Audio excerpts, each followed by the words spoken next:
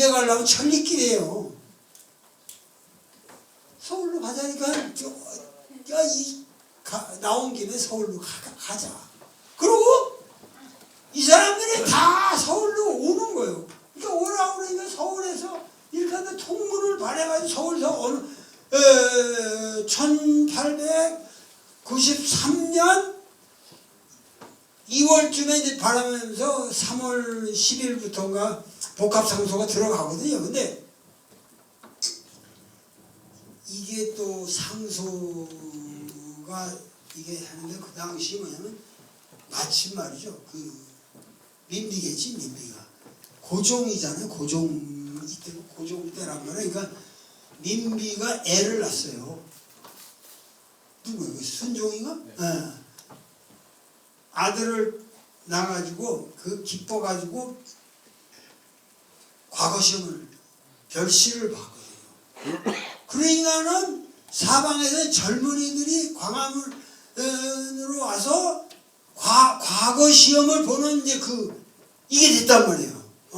그러니까는 그런 분위기에서 광화문 앞에서 엎드려서 복소를 한다는 것이 좀 분위기가 좋았단 말이에요. 그러면서 또 이제 나중에 얘기지만 뭐냐면은 과거 시험이 워낙 부패가 심해가지고 간인구 하는 분들도 많고 뭐 그거 심사 과정에서 엉소리도 많으니까 억울하게 떨어진 사람들이 젊은이들이 혈기를 많고 지식인들이잖아. 그러니까 몇 명이나 저기였는지 모르지만은 이 억울하게 과거에 떨어진 사람들이 복합상소하는 사람들하고 붙어버렸다 이거야. 이제 여러 가지 그 상황이 있습니다. 이렇게 자세하게 들여다보면은 그런 상황에서 이 사람들은 더 힘을 얻기도 하고 정부에서는 이놈들 안 되겠다. 그래가지고 내려가라. 하여튼 그런데 왕이 직접 유능을 이 사건을 이해하게 됐고 유능을 내렸다. 여기에 일말에 그래서 겨우 복합상소라는 게 나가서 하루 종일 엎드려서 그냥 이러고 뭐 이 빨간 데다가 이 상소문 해놓고 계속 읽고 그러는 거거든요. 근데 그때가 이게 음력 이래가 얼마나 추운데 앉아가지고 무릎 꿇고 앉아가지고 그냥 엎드려서 하루 종일 있으려면 보통 일이 아니거든요. 근데 그래서 몇 시간씩 팀을 짜가지고 이렇게 바꿔가지고 계속 돌아가면서 엎드려서 한대요. 그래가지고 해다가 그걸 사흘을 하다가 유능이 나오니까 이게 또 더 이상 해봐야 이거 소용없겠구나. 그러나 왕이 직접 이 동학에 대한 태도가 문제가 있다는 건 왕이 알았다.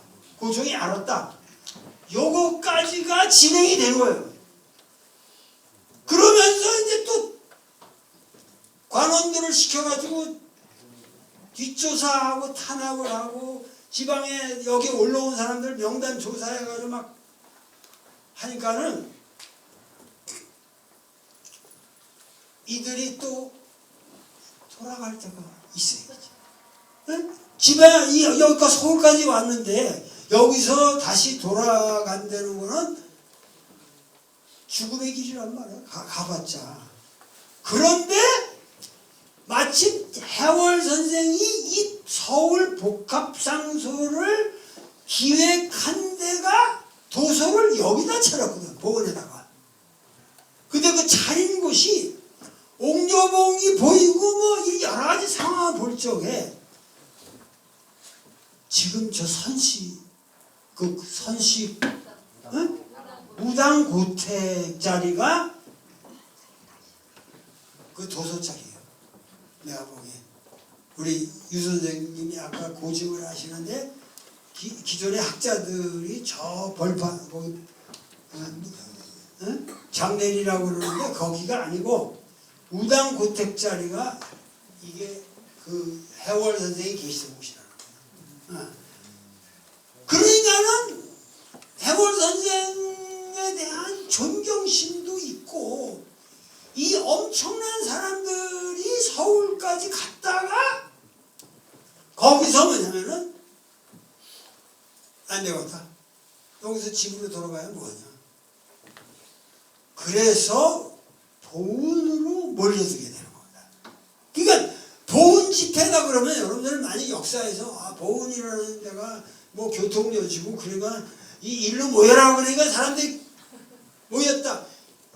이렇게 간단한 이야기가 아니라니까. 그 보은으로 사람들이 모이게 되기까지가 보은이 교통요새이기도 하고 그랬지만은 해월 선생이 피신하다가 이 1880년대부터 중반기부터 계속해서 여기랑 관련을 가지고 계셨고 여기서 뭐 저 옆에 문바이골이니 뭐 하여튼 여기 다 관련 단양하고 이렇게 해가지고 이쪽 지역을 터전으로 잡고 계셔가지고 그 당시 여기 민심도 좋았고 사람들이 또 안전하게 숨겨주기도 하고 그래서 해월 선생을 모시는 아주 재력가들도 있었고 이래서 여기 계셨단 말이에요. 그러니까 이리로 전국에서 지사들이 모여들게 되는 거죠. 그게 상황인데 여기 중요한 게 하나 있어요. 중요한 게 뭐냐면은 여기 중요한 사실이 우리가 알아야 되는 거는 교조 신원 운동이라고 하는 이 사건은 외면적으로 보면 이것은 종교의 자유를 획득하기 위한 운동이에요. 그렇죠? 우리도 기독교를 갖다가 천주교를 공인한다 그런다면 우리 동학은 그야말로 유불도를 그러니까 이 신원운동에 나간 그 청원 이 소장이니 이런 그 것들이 지금 다 남아 있거든요. 거기 보면은 난 그거 읽으면은 엄청난 개발을 받아요. 왜냐면 동경대전에 대한 이 당시 사람들의 동학을 이끌어간 그 80년대, 90년대 세대 그 리더들의 의식구조와 철학이 다 나와요. 우리 동학은 이러이러한 종교입니다. 그렇게 말할 때 우리는 유불도를 다 섭렵해서 거기서 좋은 것만 치르고 나쁜 것은 버리고 유교도 부족한 데가 있고 불교도 부족한 데가 선도도 부족한 데가 있는데 이런 걸 갖다가 다 해서 이거를 개방적으로 하느님을 정말 공경하는 그러한 그렇게 함으로써 이 나라의 보탬이 되고자 하는 그런 종교를 왜 이거를 이렇게 핍박을 하느냐 그러면서 정말 사도 바울이 뭐 이 핍박 속에서 그렇게 뭐 하느님을 만나고 그러지만 하여튼 이들은 여기서 엄청난 하여튼 과정을 거치게 되는데 이 교조 신원 운동을 가지고 중요한 거는 광화문 복합 상소로 가는 과정은 이해가 됐었잖아요, 여러분들이. 근데 광화문 복합 상소를 하러 서울을 가보니까 시골 사람들이 상경해가지고 서울에 와서 광화문에 엎드려 있다는 건 이게 사실 보통 일이에요. 이게 보통 일이 아니잖아요. 근데 여기서 크게 깨닫는 게 있는 거예요. 뭐냐면은 서울이 이미 완전히 외세에 의해서 점령돼 버렸더라. 교회든 뭐든 다 그냥 이게 그러고 전부 공관들이 뭐 하고 세금도 이놈들은 안 내고 모든 한국의 물자들 다 자기 나라로 빼먹고 외놈들이 들어와서 완전 지멋대로 뭐 하여튼 이게 뭐냐면은 이 나라가 이게 너무 외세에 의해서 점령이 되어버렸다. 이거를 깨달아요. 그래서 이 복합 복합상소와 더불어 이거를 아셔야 될 건 뭐냐면 복합상소와 더불어 핵심적인 건 뭐냐면은 이 나라가 지금 위기에 처했다. 그렇기 때문에 이게 종교의 문제를 넘어서는 이건 국가적인 문제다. 이건 동학 자체의 문제가 아니라 이 나라를 구원하려면 동학 자체의 신원만으로 안 된다. 그리고 이 신원을 정말 하기 위해서는 우리가 더 큰 주제를 건드리지 않을 수 없다. 항상 이 해월 선생은 자신이 지식인이라고 생각하지 않기 때문에 독단적이지 않거든요. 그래서 항상 토론을 해요. 예, 무슨 일이 있으면은 항상 토론을 하는데 그 토론하는 가운데 이제 교조신원 운동에서 우리는 외양으로 가야 된다 이거예요. 그러니까 척양척애라고 하는 말이 이게 그냥 동학 그러면 여러분 척양척애 이렇게 간단하게 그냥 뭐 당연히 보고 가면 뭐 척양척애 뭐 이거 흔히 동학이 내놓는 깃발처럼 생각을 하지만은 이 척외양창이라고 하는 이 테마가 나오기까지는 엄청난 피눈물 나는 이들 나름대로 고뇌가 있는 거예요. 핍박을 받았고 그러면서 이제는 뭐냐면 교조신원운동이 아니라 척외양창의를 해야 되고 이게 바로 보국안민이라는 태제로 가는 거예요.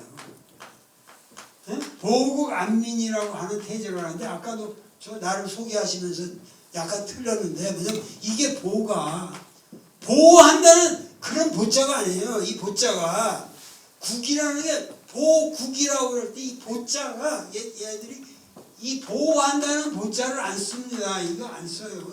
이 글자를 쓰는 거 이거는 차바퀴가 이렇게 삐뚤어졌을 때 거기다 이렇게 대는 나무를 의미해요. 그래서 보국이라고 하는 건 나라를 바로 잡는다는 거예요. 삐뚤어진 거를 바로 잡는다. 바로 잡아야만 백성들이 편안하게 살 수 있다. 그래서 보국이라고 하는 것은 지금 나라가 삐뚤어져 가고 잘못되어 가고 있는데 이거를 길을 바로 잡아야 된다. 그게 뭐냐? 척외양을 해서 그야말로 주체적으로 이 나라를 만들어가는 것이다. 그래가지고 이 척외양창이라는 이 테마가 나오는 거거든요. 그거는 어디서 찍는 거예요? 그거는 이건 어디 거예요? 카메라? 지역 언론. 지역 언론? 네. 지역 언론? 근데 우리 여기서 우리는 도울 TV에서 하는 거거든요. 그 전체를 찍을 수는 없어요. 몰라오면서 좀 부탁을 받았어. 그러나 그 전체를 낼 수는 없다. 예? 그냥 소개하는 걸로 낼 수 있어도.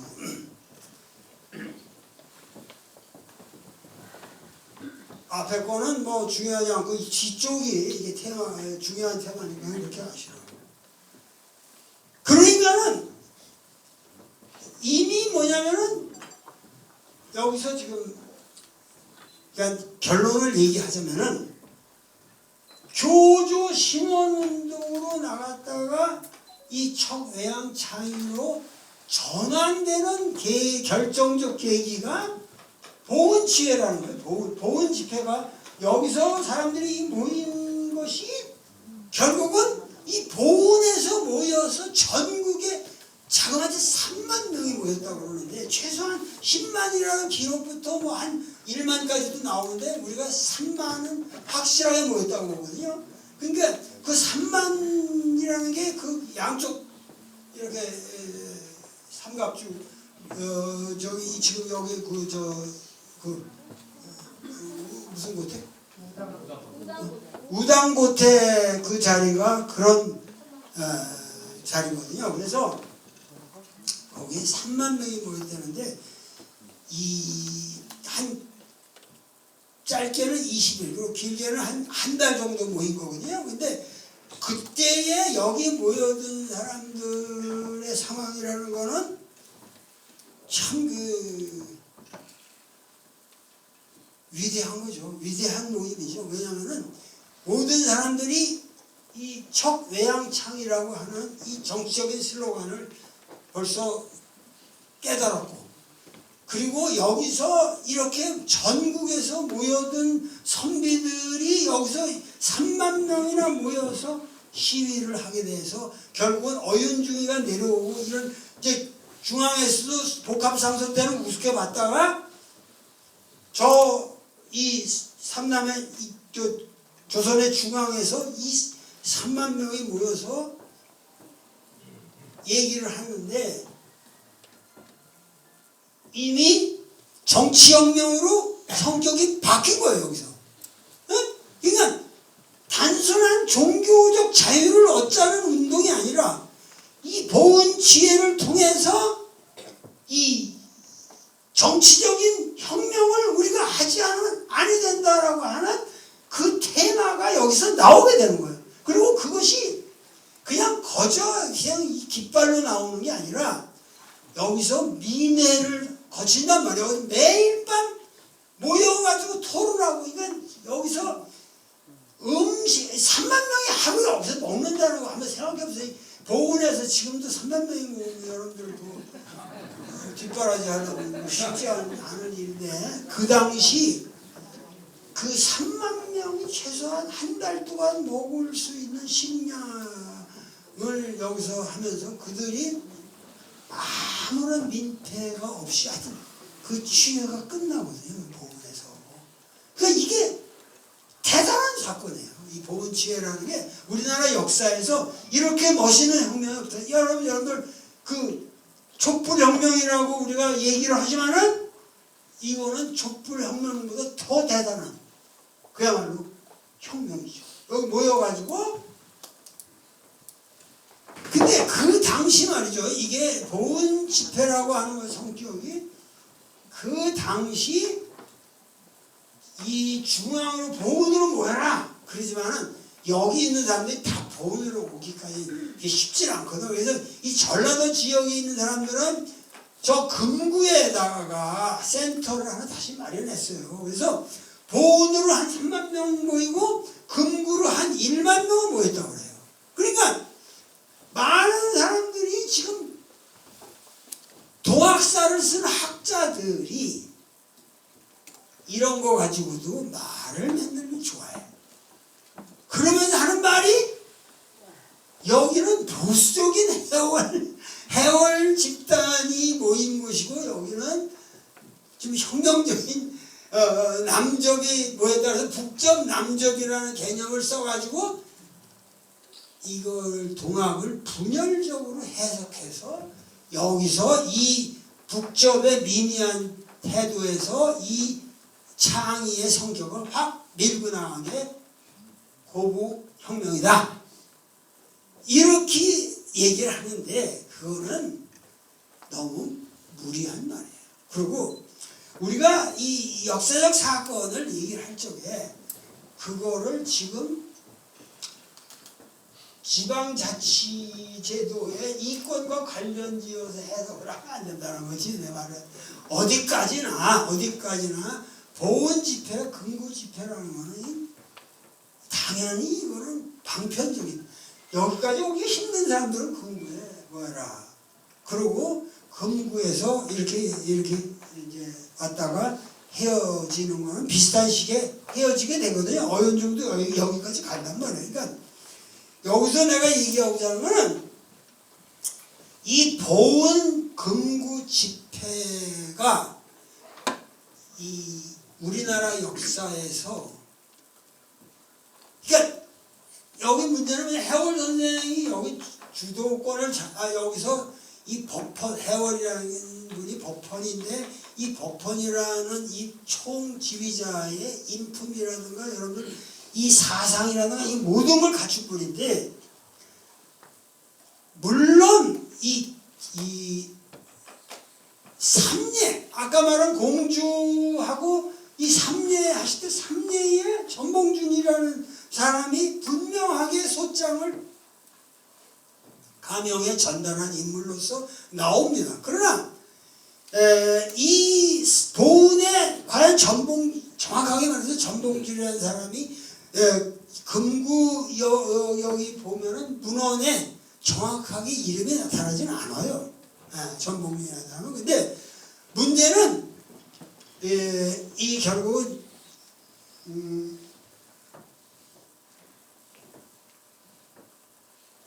이 두 군데에서, 그러니까 이 보훈과 금구의 집회를 통해서 이미 한국 역사의 장은 정치혁명으로 넘어갔다는 거죠. 도저히 우리가 신원을 해달라는 등 척외양을 울부짖어 본들 이 나라는 우리의 말을 들을 나라가 아니다. 여기에 대한 확신이 섰을 때는 혁명을 일으키는 수밖에 없죠. 이거는 정말 이 고부에서 일어난 이 혁명이라고 하는 거를 왜 우리가 혁명이라고 부르냐 하면은 여러분들이 이 혁명이라는 건 명을 간다는 얘기인데 여기에서 벌써 사발통문에서 정읍에서 나온 이 사발통문에 이 여차여차 하면은 우리는 경사로 직행할사라고 끝나거든요. 그러니까 경사라고 하는 게 이 수도, 이 서울까지 점령을 해서 우리가 혁명을 완수해야 된다고 하는 확고한 의지를 가지고 고부를 일으켰다는 거예요. 그 전에 3년이 그 전에 모든 운동을 보면은 어차피 그러니까 정말로 반란을 일으킨 자들은 전부 예의 없이 처형을 당하거든요. 억울한 처형을 받는. 그러면 처형을 받는다면은 왜 가서 그냥 항의만 하다가 처형을 당하냔 말이야. 처형 당하면 반드시 고을 원님이라도 다 목 잘라버려야지. 그래야만 정부에서도 이게 보통 사태가 아니라는 걸 갖고 이걸 대처를 할 텐데, 우리나라 사람들은 그렇게 내가 보기에 착해요. 우리나라 사람들은 정말 착해요. 그래서 혁명이 일어날 듯 하다가도 안 일어나고, 뭔가 뒤집어질 듯 하다가도 보수 세력이 무리한 역사를 그대로 끌고 가요. 지금 우리나라가 왜 미국이나 일본에 뒷다리 붙어가지고 이렇게 비주체적으로 살아야 됩니까? 지금 왜 이렇게 우리가 이렇게 위대한 나라를 만들어 놓고도 왜 우리가 주체적으로 행동을 못하냐? 그러니까 그런 의미에서 고부에서 일어난 이 농민혁명이라고 하는 것은 역사에서 너무도 당연한 결과잖아요. 당시 국가가 고종이고 뭐고 이 사람들은 전혀 민중의 소리를 들을 수 있는 귀가 없었습니다. 머리 구조 속에도 없었고, 그러니까는 여기서 이 신원운동에서 벌써 척외양 창의로 나갔을 때 이 보훈운동에서 보훈 집회에서 내거는 이 취지라는 것은 결국은 이거를 남적 북적이 이런 쓸데없는 소리들 하지 말고 이미 뭐죠? 이 척외양창이라는 구호가 나왔다는 것은 이것은 정읍의 혁명으로 가지 않을 수밖에 없는 어떠한 역사의 물길이 세팅이 된 것이다. 그리고 그 거대한 혁명의 물길을 만든 곳이 바로 보훈이다. 그러니까 여러분들이 보훈에서 지금 이런 그 기념 행사를 하고 이럴 때도 이 보훈이 얼마나 중요한 곳인가 하는 거를 여러분들이 깨달으셔야 돼요. 그래서 내가 이 강의를 한 거예요.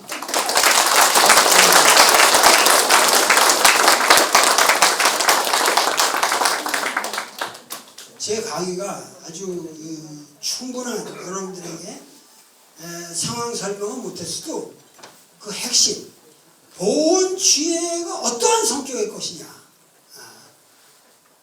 그러한 것을 총체적으로 전달하기 위해서 앞에 그 여러 가지 최수원 선생으로부터 쭉 해월로 해서 내려오는 거지만은 이 수원이라는 사람이 위대한 철학을 그러니까 우리가 근대적 인간이라고 말한다면은 여러분들이 근대적 인간이라고 말한다면은 민주적 인간이잖아요. 민주사회에서 사는 주체적 인간을 근대적 인간이라고 여러분들이 부르는 거 아닙니까? 여러분들 자식이 누구한테 얻어맞고 채찍질로 그냥 노예처럼 사는 걸 여러분들 감당하겠어요? 지금 이 역사에서 지금 우리가 산다고 하는 거는 여기서 20세기를 거치면서 그래도 그 어려운 전쟁도 겪고 식민지도 겪었지만 결국 우리가 자주민으로서 민주적으로 모든 걸 결정하면서 살 수 있는 이 나라 사람이 되었다는 게 근대성의 하나의 핵심이고 근원인데 그 근원이 어디서 왔느냐 아주 구체적으로 말하면 보온에서 왔다고 말하고 과언이 아니에요.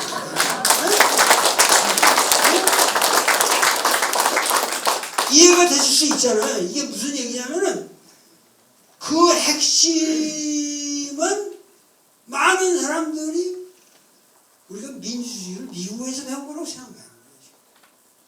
토마스 제퍼슨에게서 우리가 자유를 배웠고 링컨의 게티스버그 어드레스에서 by the people, for the people, of the people, by the people, for the people 하는 그런 얘기들 인민을 위한 인민에 의한 뭐 이런 것이 우리가 민주주의라고 배웠다. 개똥입니다. 지금 미국을 보세요 지금. 링컨이 게티스버그 어드레스를 왜 100년 전에 떴다고 그러는데 한 150년 전인가? 외쳤다고 그러지만은 지금 미국이 얼마나 비민주적인 국가입니까? 남의 나라 함부로 침범하고 남의 나라 싫다는 거 모든 무역을 강행하고 지금 뭐 삼성 기술이든 뭐든 쓸데없이 중국 봉쇄한다고 그러면서 우리에게 그냥 엉뚱한 부담을 주고 지금 사우디나 이라크의 모든 문제들 그런 거를 중국은 오히려 리더십이 데려다가 같이 화해시키려고 그러고 세계 평화를 위해서 뭔가를 하려고 그러는데 미국 사람들은 지금 어떻게 하면 우크라이나 전쟁을 일으켜서 한국도 파병을 하려고 그런다. 여러분들의 젊은이들이 이제 우크라이나 가서 죽게 생겼어요. 그러니까 이런 상황에서 과연 우리가 민주라는 거를 무엇로 우리는 배웠나? 여러분들이 민주의식을 갖는다는 거는 촛불이 아니라 뭐 이 링컨의 어드레스가 아니고 미국의 독립선언서가 아니란 말이에요. 그거는 딱 하나예요. 모든 인간이 하느님이라는 수은과 해월의 가르침에서 오늘 우리의 모든 근대적 인간 여러분들이 뭐 미투 운동이든 뭐 모든 여러분들이 오늘날 떳떳하게 살 수 있는 거는 그 근대성의 핵심을 우리는 이미 서양이 얘기하기 전부터 우리 스스로 마련해서 우리 두세계의 역사를 끌고 왔기 때문에 오늘 우리가 있다는 걸 아셔야 되는 거예요. 그래서 내가 그것 때문에 동학 강의를 하는 거지 내가 무슨 동학의 전도사도 아니고 뭐 동학이 최고라는 것도 아니야. 나는 내일 모레면 또 기독교 신학대학에 가서 기독교 강의해. 뭐 내가 어디를 비판하고 뭐 이렇게 퇴퇴하는 게 아니에요. 이게는 동학이라고 하는 이것이 정말 우리 세계 어디다 내놔도 세계 민족들이 따라올 수 없는 그러한 사상적 핵심이 있고 아직도 서양 사람은 인간이 하느님이라는 걸 믿지 않죠. 그거 믿으려면 몇천 년이 걸려 지금도. 응? 몇천 년 후퇴해도 안 되는 거야. 어? 우리는 인간이 곧 사인요청, 인간이 곧 하느님이다. 뭐가 부담스러워요? 어? 여러분들이 지금 나를 하느님처럼 생각하기 때문에 내 강의 듣고 있는 거예요. 나는 여러분들을 하느님으로 알기 때문에 여러분들에게서 위대한, 여러분들의 머릿속에서 앞으로 이 강의를 듣고 여러분들의 자손 속에서 위대한 인물이 이 세계를 지배할 수 있는, 뛰어넘을 수 있는 그런 위대한 인물이 나오리라는 확신이 있기 때문에 내가 이 강의를 하는 거지. 내가 몇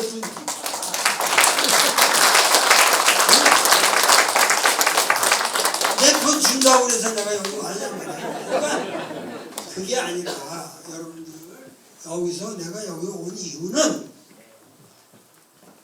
나도 곧 80이고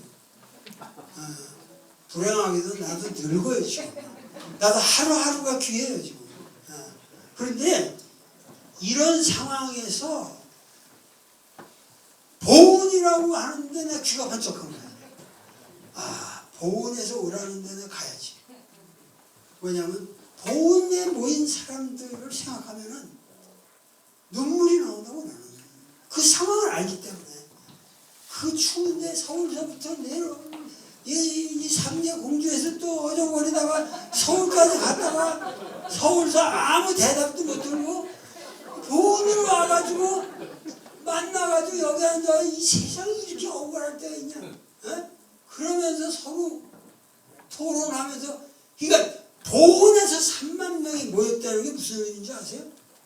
여기서 3만 명이 토론하고 울분을 토하고 그러다가 이것이 전국으로 확산된 거예요. 이게 갑오 농민 전쟁의 그 에너지가 된 거란 말이에요. 그 에너지를 이 집회가 만든 거예요. 왜 우리는 내가 항상 하는 그 촛불혁명이 그런 에너지를 못 만들고 그냥 누구 당선시키고 누가 대통령이 바뀌고 이런 수준에서 끝났다. 19세기 말에 우리나라에서 일어난 정치혁명은 우리가 경험한 촛불혁명보다 훨씬 더 본질적인 사회의 혁명이 있었다고 보죠. 그게 개벽이고. 이해가 되십니까? 그러니까는 우리가 이 보훈에 그 모였던 사람들의 그 정신, 그들이 소망했던 것, 그들이 바랬던 것, 그들이 꿈꾸었던 그거를 우리가 역사에서 구현해서 우리 후손들한테 가르쳐줘야죠. 그러니까는 하여튼 고운 사람들이요, 제발 깨어나셔서 정말 이 조선 땅덩어리 한가운데서 여러분들이 영원한 새로운 개벽의 에너지를 발산하시기를 간절히 빌고 또 빕니다. 감사합니다.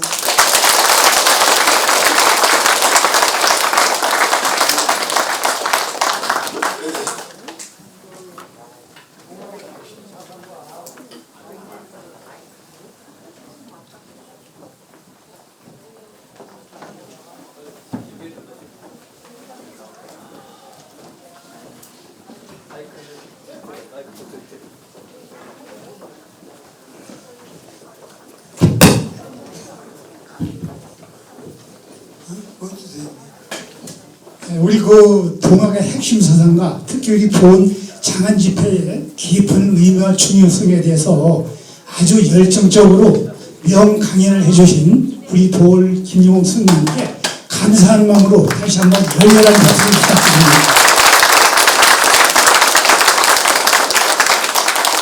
내가 처음에 약속을 했으니까 뭐 가실 분 가시려도 한두 명 꼭 해보고 싶은 질문이 있으면 해보세요. 내가 받겠습니다. 오케이.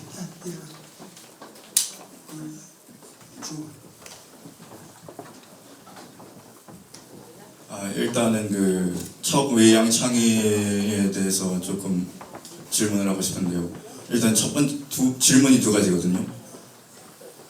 좀 버릇없는 질문일 수도 있겠는데요. 첫 외양 창의와 세국 정책이 어떻게 다른가에 대해서 질문하고 싶고요.